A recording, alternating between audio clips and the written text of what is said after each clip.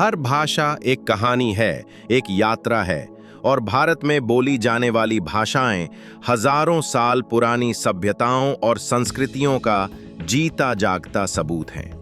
लेकिन क्या आपने कभी सोचा है कि हिंदी, बंगाली, मराठी, पंजाबी, उर्दू, गुजराती, उड़िया और असमिया जैसी भाषाएं कैसे पैदा हुईं?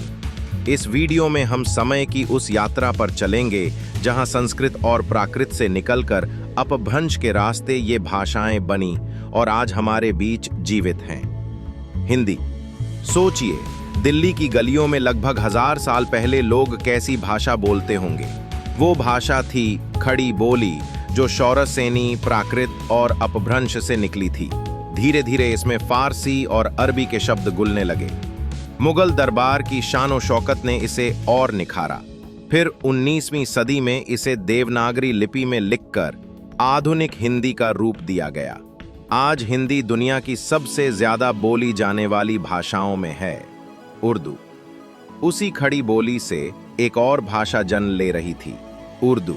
दिल्ली सल्तनत और मुगल साम्राज्य में फारसी, अरबी और तुर्की शब्दों का संगम हुआ और एक नई भाषा बनी। इसे लश्कर की जुबान भी कहा गया, यानी वो भाषा जिसमें अलग अलग लोग मिलकर बातें कर सकें। यही भाषा आज उर्दू के नाम से जानी जाती है, जो हिंदी की बहन है लेकिन अपनी लिपि और अंदाज में अलग। बंगाली। अब चलते हैं पूर्वी भारत की ओर। गंगा के डेल्टा में मागधी प्राकृत से एक नई बोली आकार ले रही थी। ये थी बंगला या बंगाली। 10वीं शताब्दी के चर्यापद नामक बौद्ध गीतों में इसका पहला रूप मिलता है।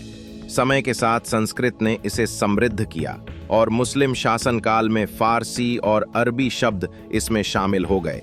आज ये भाषा न केवल भारत में बल्कि बांग्लादेश की आत्मा भी है। मराठी।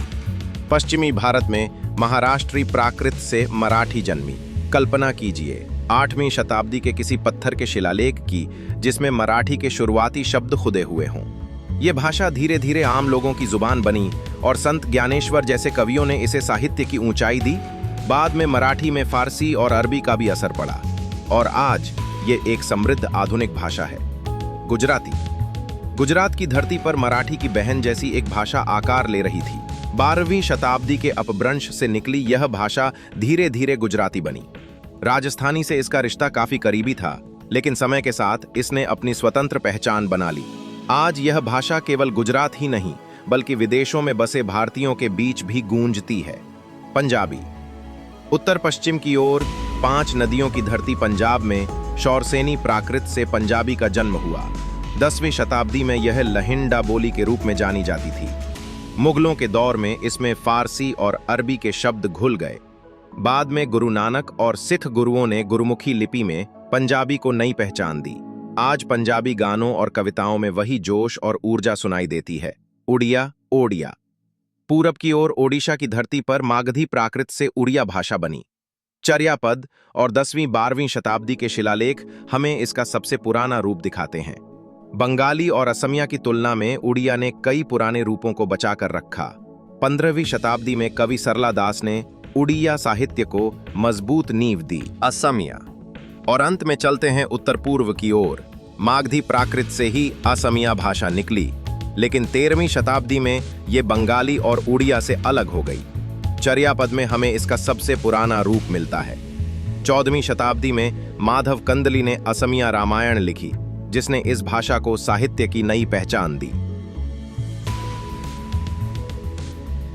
तो ये थी हमारी भाषा यात्रा, संस्कृत से प्राकृत, प्राकृत से अपभ्रंश और अपभ्रंश से आधुनिक भाषाओं तक।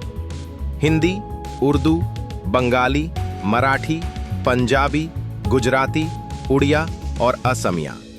ये सिर्फ भाषाएं नहीं हैं, बल्कि हमारे इतिहास और संस्कृति की जीवित कहानियां हैं। हर भाषा हमें बताती है कि भारत की असली ताकत इसकी विविधता है।